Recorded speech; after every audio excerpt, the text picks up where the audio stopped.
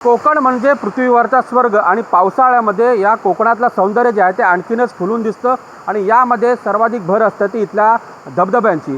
डोंगरातून कडेकपारीतून वाहणारे धबधबे हे पर्यटकांना नेहमीच आकर्षित करत असतात।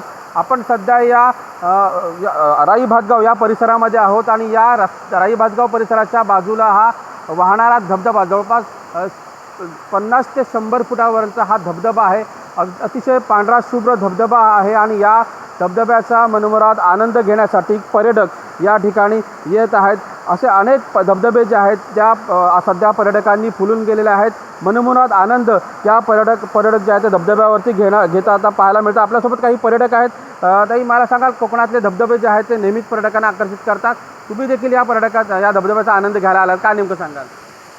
आता सध्या पावसाळा चालू झाला आहे आणि कोकण म्हणजे असं आहे की आम्ही तर दर रविवारी कुठलाही एक रस्ता पकडतो आणि गेलो तर कुठल्याही दिशेला सुंदर अशी भातशेती चालू असते, छान सगळे धबधबे चालू झालेत, त्याच्यामुळे मुलांना घेऊन आम्ही नक्कीच एन्जॉय करतो। फक्त माझी एकच विनंती आहे की कोकणाचा जो काही विकास होतोय तो करताना ह्या सगळ्या निसर्ग सौंदर्याला सांभाळून आणि जपून तो विकास व्हावा अशीच एक विनंती आहे प्रशासनाला। नक्कीच तुम्ही नेहमीच इथल्या कोकणातल्या सौंदर्यांना भेट देत असता, इथले धबधबे जे आहेत ते पर्यटकांना नेहमीच जे आहेत आकर्षित करत असतात, तुम्ही कसा एन्जॉय करता या ठिकाणी? खूपच छान वाटतं आहे।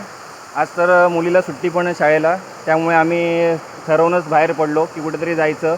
असंच रँडमली आम्ही फिरत आलो आणि वाटेत आम्हाला हा धबधबा दिसला।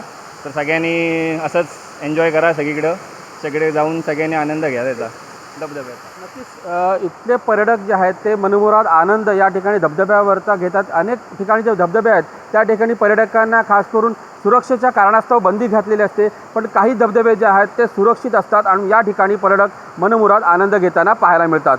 अमोल कले, साम टीव्ही, रत्नागिरी।